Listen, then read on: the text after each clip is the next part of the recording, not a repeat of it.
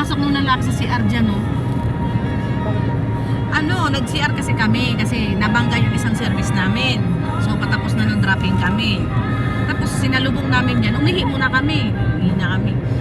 Tapos buti na lang madami kami, 5. Yung lalaki, napapansin ko na, sabi ko, bakit kayong lalaki nakaupo dyan sa labas? Hindi naman niya to ano, dapat umalis siya dito kasi pambabae to. Sabi naman nung kasamaan ko, baka siya naglilinis dito. Hindi, kinakabahan ako iba. Sabi ko, parang may something to. Pinasok kami, nakahubad, nag-ano na siya, nagsasarili siya. Isa-isa kaming nilapitan, nagsigawan kami doon sa loob. Nasabi namin, isyada, ada sagit.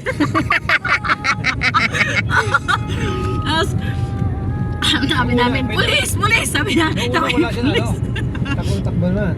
Natakot siya na sinabi na yung pulis, lumabas. Pero sabi namin, isyada brother, ada sagir.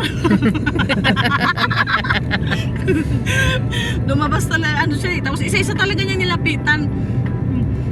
Kunya rin lang siguro na. Ano lahi nila? Mga dito rin po parang bado. Opo. Tapos sininit nilapitan din kasi mga kasama ko sila, si Michelle. Sabi naman ninit, oh my God!